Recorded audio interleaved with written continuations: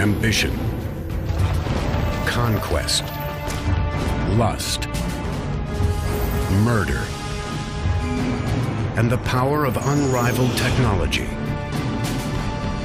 These are the cornerstones in the foundation of the Roman Empire. They were driven by a kind of collective cultural ego. Rome's colossal building projects, stadiums, palaces, roads, aqueducts, span 3 continents and unleash the power and promise of the world's most advanced civilization. These structures became symbols of that idea of Rome. But while the Romans dominated the landscape with massive feats of construction, they were ultimately powerless to prevent their own self-destruction.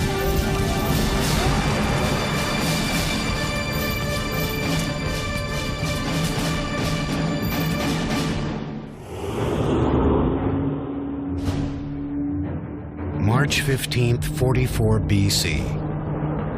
The most powerful man in the world lay lifeless on the floor of the Roman Senate. As a general, he nearly doubled the size of the Roman Empire. As a politician, he engineered a stunning rise to power.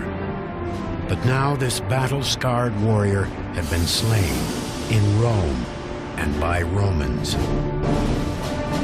His name was Gaius Julius Caesar. Caesar's rise to power was predicated on him wanting to have the best standing in the Roman state. He seemed to want too much power for himself. He did not share power with others, and this was what led directly to his assassination. Decades earlier, as an ambitious young general, Caesar had recognized that the road to glory in Rome began on battlefields far from it. His thirst for military conquest would spawn the construction of one of Rome's most intimidating feats of engineering.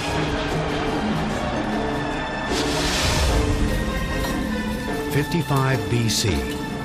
Julius Caesar is leading 8 Roman legions, a total of 40,000 men, north through Gaul, a Roman province encompassing modern France, Belgium, and Switzerland.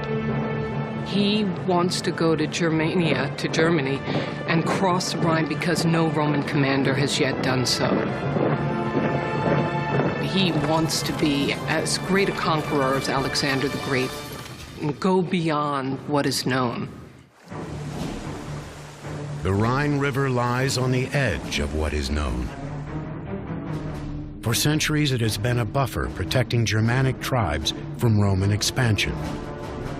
No previous army could cross it with the might needed for conquest. But Caesar is unlike any previous warrior. He could have gone by boat, but what is that for Julius Caesar to go by boat, man? Rowboat? You know, you're gonna put 8 legions in a rowboat and row across? No, man, they gotta march across. They're gonna be on horseback. From the engineering point of view, the difficulties in constructing a bridge over such a river are enormous in relationship to the depth of the water and the forceful current. If you bear in mind that this had to be done in a short period of time due to military needs, the work is actually truly exceptional. The bridge would need to be 4 football fields long and sustain the weight of 40,000 soldiers. Despite the Rhine's width, depth, and strong currents, Julius Caesar is determined to succeed.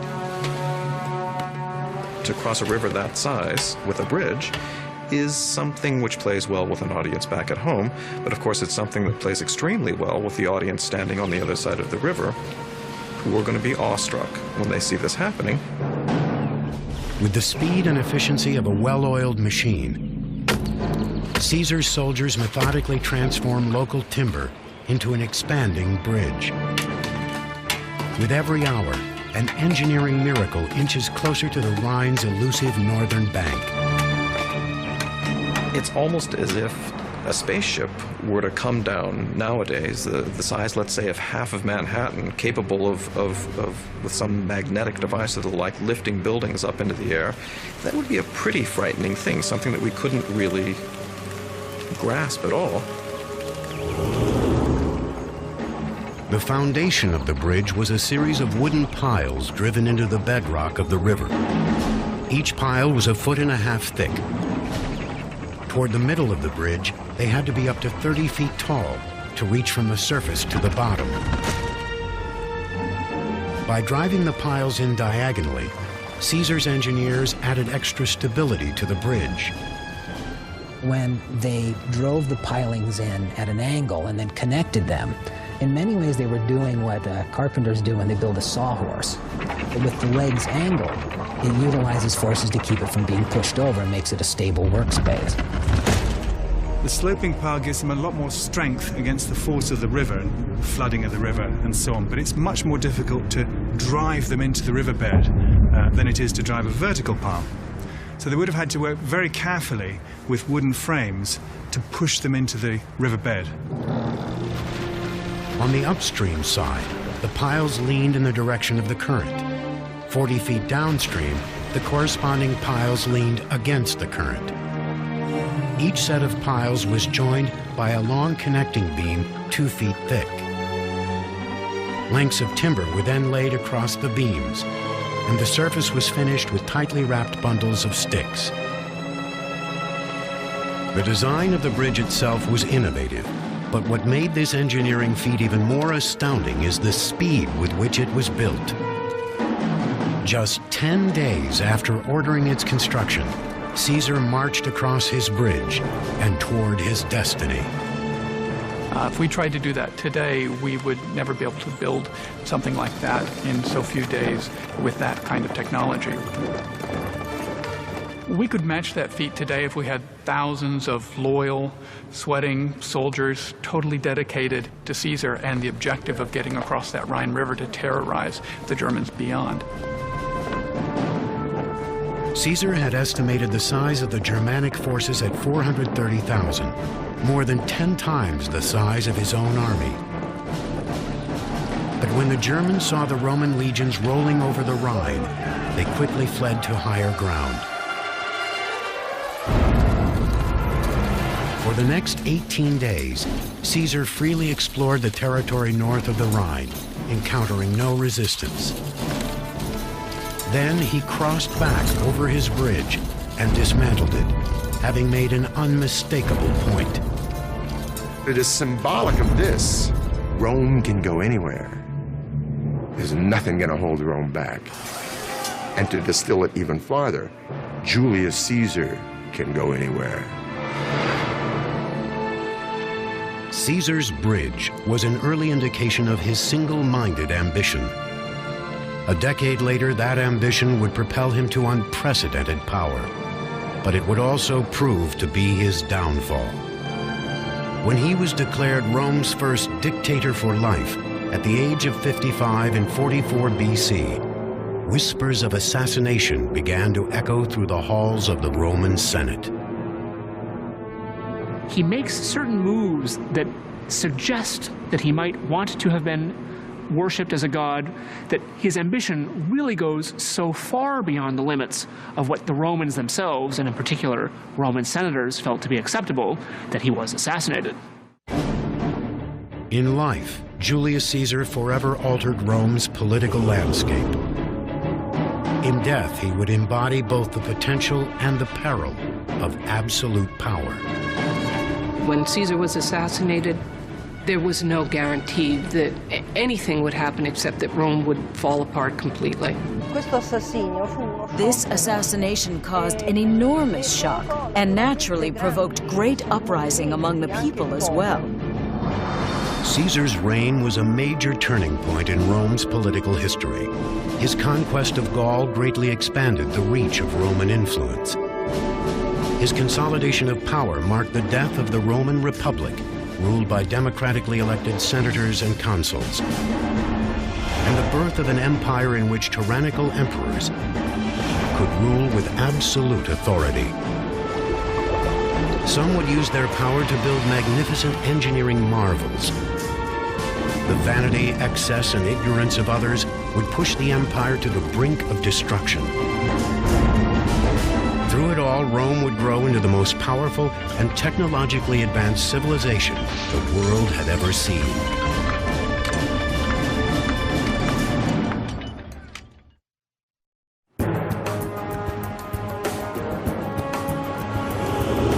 Today, Rome is a 21st century city where the ancient and modern collide. C'è da imparare da Roma ed è tutto, tutto. From Rome, we can learn everything. Everything. Because Rome was the set, let's call it, of the history of the world for at least 1,000 years. Rome is the center of an immense empire, which began in Britannia and stretched to Armenia, and then to Africa and to Germany.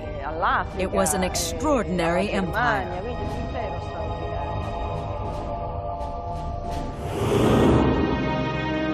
Roman legend says the city was founded in 753 BC by Romulus and Remus, two brothers who were abandoned as infants and raised by a she-wolf. The two brothers set out to build their own city on the banks of the Tiber River. But a disagreement over who would rule it ended in murder. Remus was killed at the hands of Romulus, for whom the city of Rome is named. It would not be the last time bloodshed produced a new Roman ruler. Civil war actually is one of the very defining features of the growth of the Roman state. The story, the tradition of Romulus and Remus is one that reverberates and echoes throughout Roman history. Initially, Rome was one of countless small kingdoms jockeying for power in central Italy. But unlike many of its neighbors, who were suspicious of outsiders, Rome was a safe haven for ambitious outcasts. Romulus, he said, given the fact that we don't have any population, I'll create an asylum. I will create a sort of a free zone for anybody. Runaway slaves, brigands, pirates, whoever. Come and be part of this great idea, which is Rome. That's a very unique attitude. And said from the very beginning, it seemed that the Romans were very open. This openness encouraged a free exchange of ideas. Among them were engineering theories imported from other cultures. By borrowing the technology of neighbors like the Etruscans, Rome expanded into a regional power. The Romans had an extraordinary ability to take from the technological past and adapt it to their own purposes, and to refine it and to improve upon it. They were able to take from these Etruscans the technology of road building, of moving water systems through tunnels, of building large, extraordinary walls, and produce something which was based on Etruscan technology. The city's first major engineering achievement was the Cloaca Maxima, an extensive sewer system which still functions today 2,500 years after it was constructed. The Cloaca Maxima flushed runoff from Rome's city streets into the Tiber River. Engineers also used the sewer's underground pipeline to drain the marshland between Rome's hilltop villages.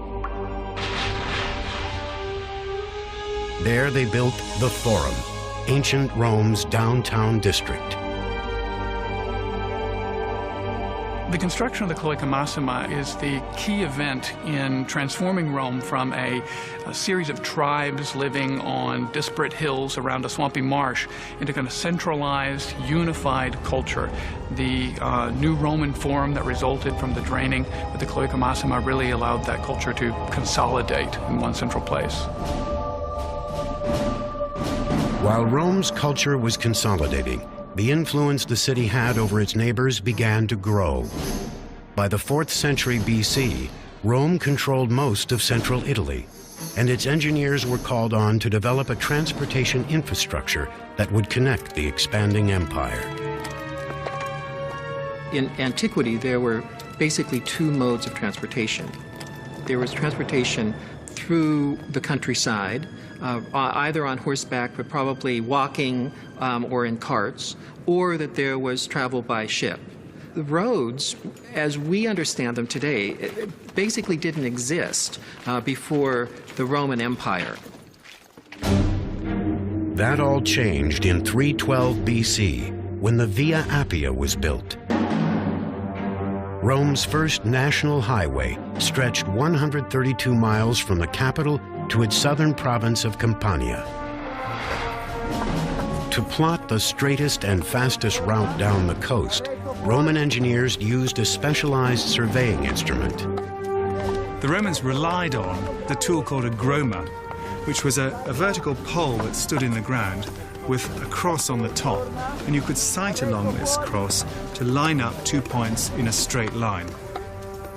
The big difference with Roman roads and modern roads is that the Romans couldn't survey a corner, so they were all dead straight, and then they would turn a sharp angle and then go dead straight in another direction. The challenge, of course, with building a dead straight road in any direction is that you come to hills and valleys and you have to cross them. So if they had to, then they would cut through the mountains in order to take the road straight through. Once the ideal path was cleared, a broad trench was dug and filled in with sand and boulders to form a solid foundation. Next went a layer of gravel compacted with clay or mortar. The top surface was a layer of thick paving stones angled to allow the water to drain off to the side. For the first time, a stable paving was made. It was a paving that could stand the test of time. It would be able to withstand the frequent travel of wagons, as well as, subsequently, that of all the armies. The roads were incredibly intimidating. You could look at a road and say, I wonder how long it takes to get a couple of legions, 10,000 guys down this road, right into my backyard. I think I'll think twice about starting any nonsense with Rome. By the time of Julius Caesar's assassination in 44 BC, Rome controlled most of Western Europe and North Africa.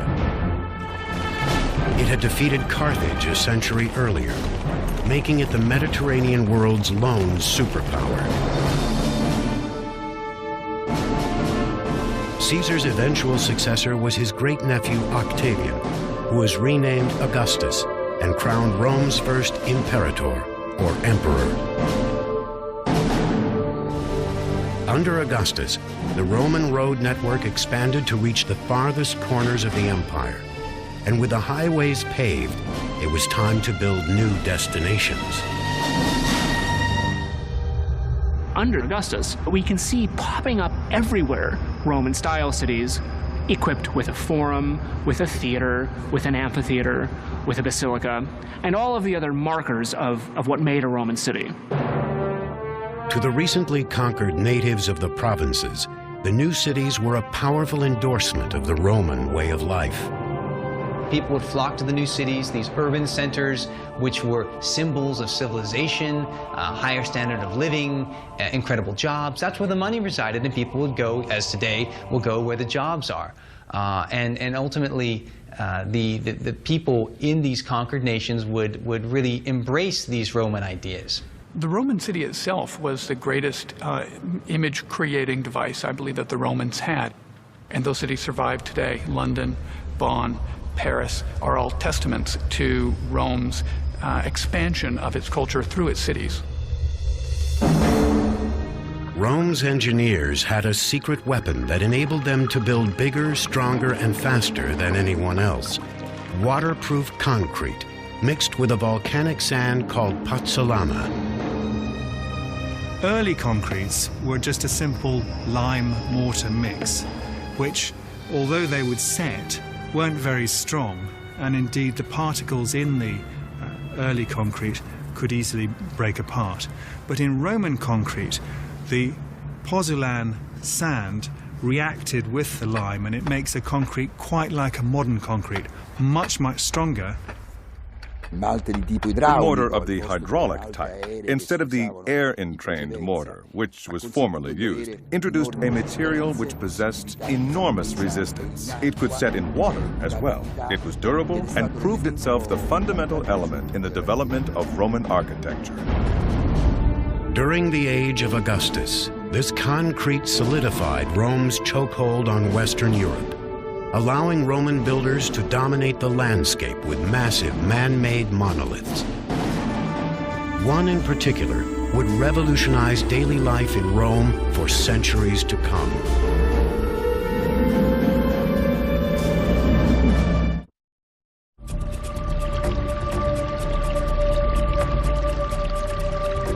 By the 1st century AD, Rome had emerged as Europe's sole superpower. And as the Romans expanded their empire outward, they also looked inward and used their superior engineering skills to improve the quality of life within the walls of the capital city. Of all the achievements of Rome's engineers, none were as life-altering as running water. Rome's system of water distribution was a quantum leap to anything which had come before it. In the capital city, 11 aqueduct lines guided a steady stream of fresh water to its citizens, carrying a combined 200 million gallons a day into the city from mountain springs miles away. What the aqueducts did was really revolutionize the daily life of Roman citizens. Not just the gardens and the villas of the wealthy or the palaces of the emperors, but the average Roman. So much water was available in the city of Rome, and this sustained an enormous population. The aqueducts fostered the growth of a new urban culture. With a constant stream of water, up to 1 million people were able to live cleanly and comfortably in the capital city. And it's the water from the aqueducts which can flush out the human filth and keep your city clean. This is another reason why the Romans think that they're superior. It's because they're cleaner than everybody else. No single emperor can claim credit for the success of the aqueducts. They were built over the course of several centuries. But it was the disfigured, stuttering Emperor Claudius who arguably had the greatest impact on Rome's water supply. Before he assumed power, Claudius had been a royal laughingstock who was considered an invalid and even hidden from the public eye. Well, he had an awkward gait. He constantly moved his head, and his laughter was excessive. And he was not very graceful. Above all, he also had problems with his salivation and such, possibly making him look quite unpleasant. In spite of his shortcomings, Claudius was cunning enough to seize power when an unlikely opportunity presented itself. In 41 AD, most of the royal family was murdered to avenge the bloody reign of Claudius's nephew, Caligula.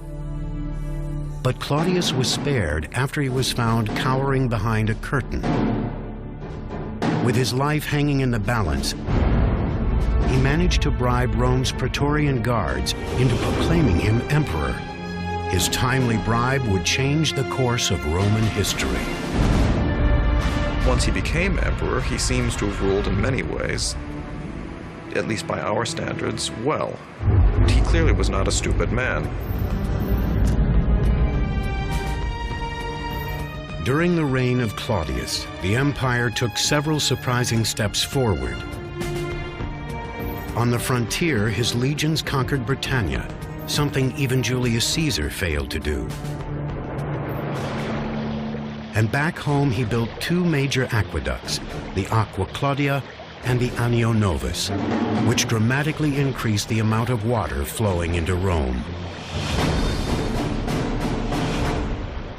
Aqueducts are not that complicated in theory. That is that water seeks its lowest level, and therefore that you can run water down a slope from any area to another area. So that's a pretty simple premise that everybody would have known. But that the practice of creating an aqueduct is another thing. The Romans engineered their aqueducts to approach the city on a gradual declining angle, or gradient. That gradient was just several inches every 100 feet. The slope of the aqueduct had to be calculated from great distances, 20, 30, sometimes even 40 miles, from the source in the mountains to the cities themselves. That had to be consistent. They couldn't deviate from it, regardless of what the terrain was. To maintain the water's precise descent through high mountains, Roman engineers dug perfectly angled tunnels through them. When the pipelines reached low valleys, they were elevated on stone walls. If the walls needed to be higher than 6.5 feet off the ground, the Romans saved building materials while still adding strength by perfecting an ancient engineering concept, the arch. The arch revolutionized architecture in the ancient world by permitting far greater spans than had been allowable before. They basically changed the spatial conception totally of Roman architecture. Arches were built around a temporary wooden framework that held each stone in place until the keystone was laid in the center. The keystone evenly distributed weight down each side of the arch, allowing builders to stack additional stones above it.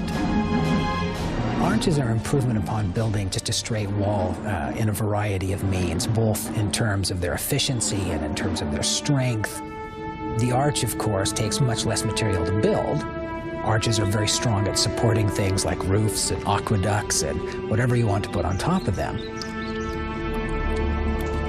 A 6-mile column of arches carried the Aqua Claudia across the valleys on its way to Rome. The aqueducts would have had a covered roof, but of course if you could take the roof off, you could see the water like an open river coming down towards the city. After reaching the city, each aqueduct emptied into 3 holding tanks. One for the public drinking fountains, a second for the public baths, and a third reserved for the emperor and other wealthy Romans who paid for their own running water, a concept that was well ahead of its time. Basically, every home by the 1st or 2nd century AD of any means had running water. This is astounding, because the entire span of the Middle Ages, they didn't have this. With the construction of the Aqua Claudia and the Anio Novus, Emperor Claudius had revitalized Rome's system of water distribution. His public record was one of success, but the choices he made in his private life would ultimately lead to his downfall. The tradition about Claudius is that he was uxorious, that he loved his women and his wives in particular too much, and was subservient to them. He sent shockwaves through the empire when he married his own niece, Agrippina, the conniving sister of Caligula. Agrippina came from a line of ambitious, popular, and powerful women. She was kind of in some ways the Cleopatra of her age. She was headstrong, she was proud, and she was ambitious. She was terribly ambitious. After having been surrounded by emperors her whole life, Agrippina was hungry for her own taste of power. She used all of her physical and political charm to attain it. And once the aging Claudius was under her spell, she used her only son as a means to perpetuate it. Agrippina's main intent in seducing Claudius and becoming the empress was to ensure that her son would accede to the throne. In 50 AD, Agrippina convinced Claudius to name her son from a previous marriage as his heir, instead of his own biological son. 4 years later, Emperor Claudius was dead, poisoned by a mushroom, and his wife's ambition. Overnight, Agrippina had gone from being the wife of one emperor to the mother of another.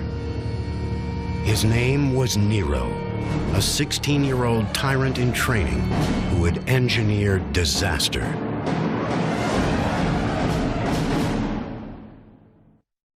In 64 AD, a small fire spreads into a week-long inferno that reduces huge swaths of Rome to ashes and leaves thousands homeless and walking the streets. The fire of 64, the fire of Rome, was something. It was an enormous tragedy. The fire burned almost 3/4 of the city. And since the entire city was comprised mostly of houses, particularly those of the poor, and was built with a lot of wood, everything went up in smoke. Number 1 on the list of arson suspects is the emperor himself. Nero was supposedly seen playing his lyre at the top of a nearby tower as the fire raged. He's said to have looked at the fire as though it were a spectacle, and to have gone to the Tower of Maecenas and recited the fall of Troy. The tradition is that Nero was fiddling while Rome burned. His actions after the blaze were just as incriminating. Nero confiscated 1/3 of the charred city as his own personal property and set out to build the empire's most extravagant monument to self-indulgence, a palace complex covering some 200 acres of downtown Rome. The rumor starts to spread that he had set the fire intentionally so as to clear a portion of the city where he could build this palace. Nero blamed the fire on a new religious cult called the Christians and had hundreds of them strung up and burned to death in the streets of Rome.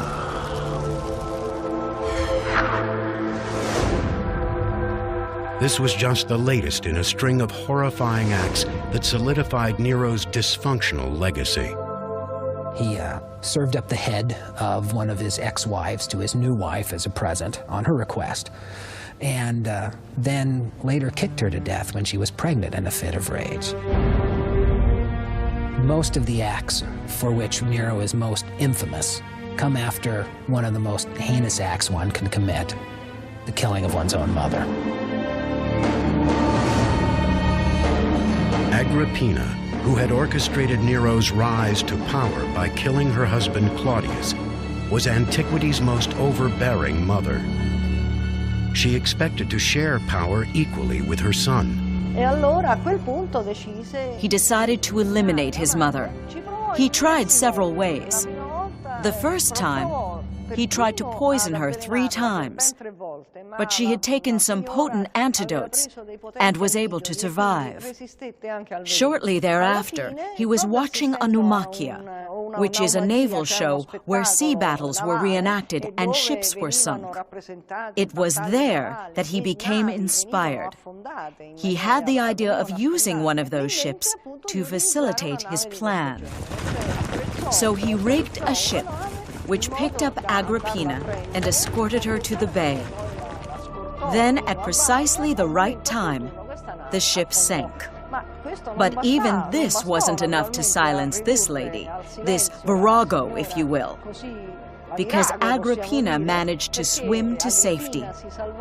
Eventually, Nero was forced to send some of his hired assassins to kill her.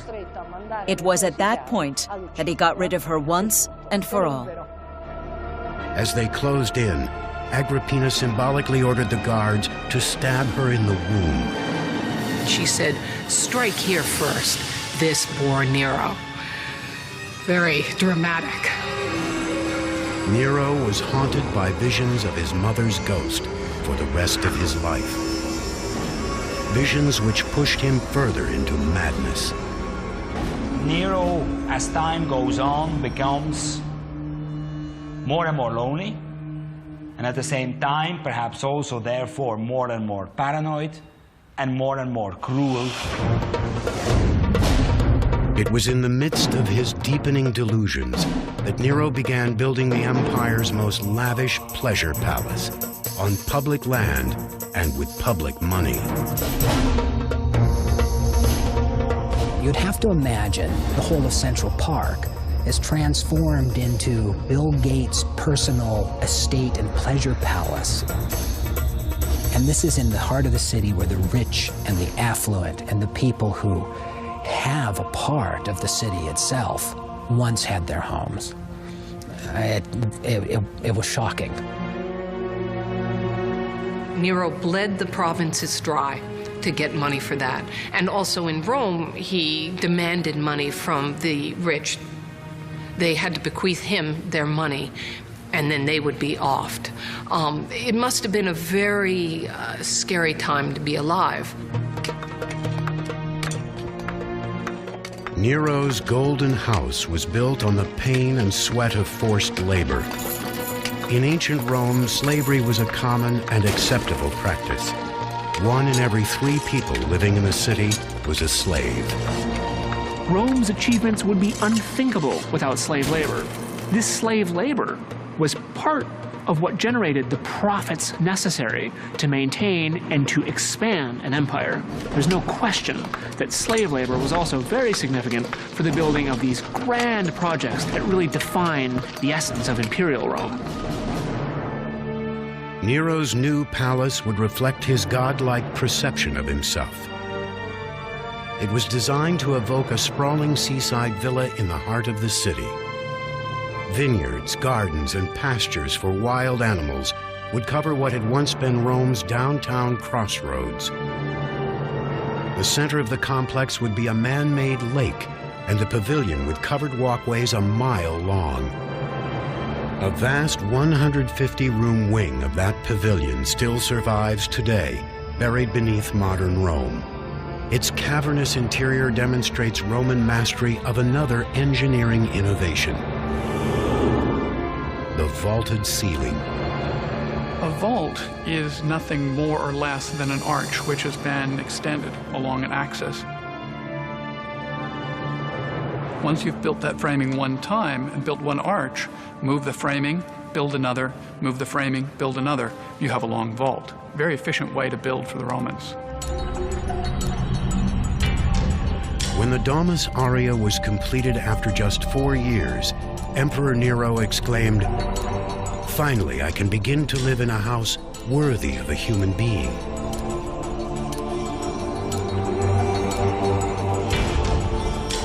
The surviving remnant is a dank shell of the decadent palace he inhabited.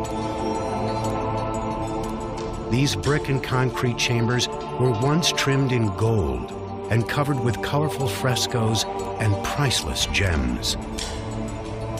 There were semi-precious and precious stones embedded in the ceiling, so that there's lapis lazuli and rock crystal and rose crystal that were just put up to catch the light. And in building the Domus Aurea, Nero is showing that he is not, like good emperors, generous with his personal resources, and I think this is one of the things that leads to his downfall. His behavior was so far off the scale in terms of what senators and people in Rome expected out of their emperor that I think he ultimately paid the price. In 68 AD, just months after he moved into the Domus Aurea, Nero was overthrown by a tidal wave of opposition. He was declared a public enemy by the Senate and hunted like a fugitive by his own guards. As they closed in on him, Nero slit his throat with the help of a loyal slave.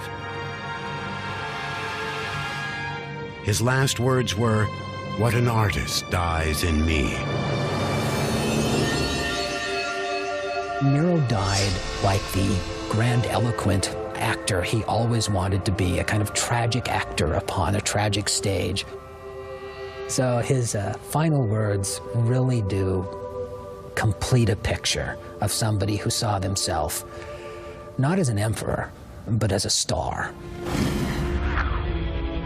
After Nero's death, the Romans sought to bury any memory of him and his oppressive reign. By 104 AD, his golden house was filled in and covered with dirt and rubble. It would form the foundation of a bath complex built above it by the Emperor Trajan. For the next 1,300 years, it lay buried and forgotten beneath a changing city. Then in the 1500s, a sinkhole led explorers back into the belly of the ancient beast. Inside, Renaissance artists drew inspiration from its bizarre frescoes. The very word grotesque that we use today is actually an artistic term to describe these strange creatures that they saw down there that were part human, part beast, part architecture, part decoration. The Domus Aurea is an enduring testament to Nero's chilling reign, one marred by madness, mass murder, and extreme self-indulgence. When that reign ended, the Roman Empire faced an uncertain future. Every emperor from Julius Caesar through Nero had been a descendant of a single bloodline. Now, for the first time, rule of the empire was left up for grabs. No one was sure really what was going to happen next, except that it was going to be bloody and it wasn't going to be very good until it was over.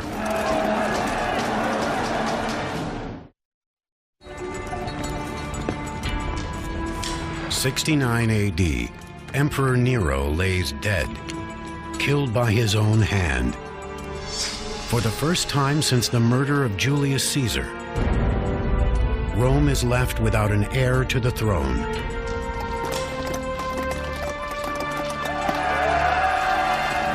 A power struggle erupts between the empire's top generals, who turn their armies on each other in a bloody bid for power.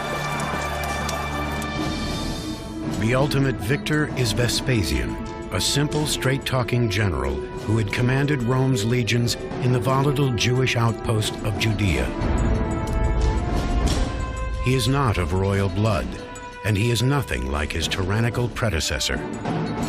Vespasian was the anti-Nero.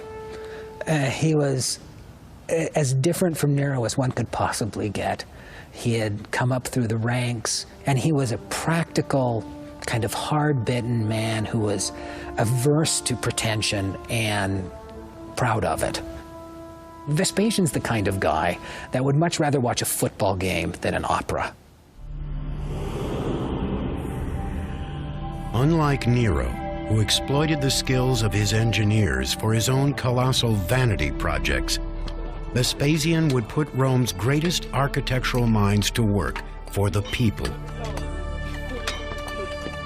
He would start by draining the massive lake that Nero had built on his palace grounds. On that site would rise Rome's most famous engineering marvel, a place where all the chaos that had consumed the city could be channeled.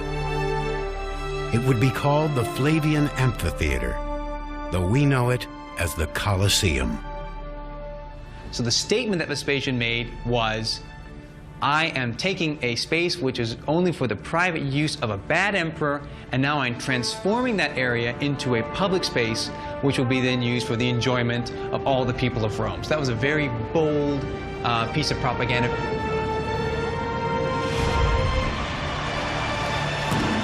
Gladiators had been spilling blood in the name of entertainment for centuries. But the people of Rome were hungry for bigger, bolder spectacles. The Colosseum would give the gladiators a permanent, state-of-the-art killing field, and the games would take on a level of carnage never before seen in the empire's history. But this was the big venue. This was the Superdome. The entertainment came to you. Everything from animals from the farthest corners of the known world to captives from faraway lands could be brought to your central location, to your favorite box seat, and right in the center of the city. It's undoubtedly the biggest amphitheater in the world, an exceptional monument for its dimensions. It's also exceptional for the organization of the work with which it was built. Construction on the Colosseum began in 72 AD.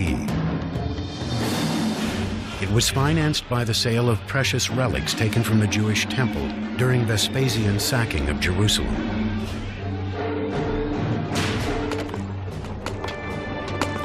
"12,000 Jewish captives were brought back from that campaign to build the amphitheater. They would have worked under tremendously harsh conditions and been worked long and hard and to the end. They poured more than 6,000 tons of concrete and hauled huge travertine building blocks to the site from a quarry 20 miles away.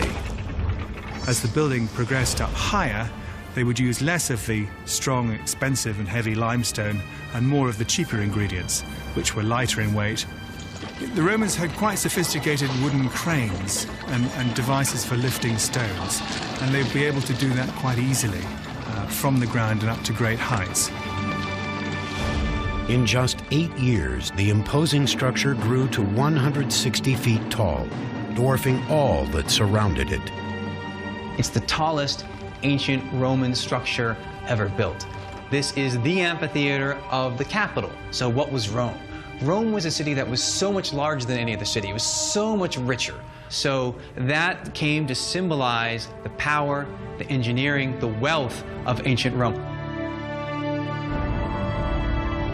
Roman amphitheaters were constructed from a surprisingly simple framework, incorporating 2 Greek theaters back to back to form one 360-degree theater in the round.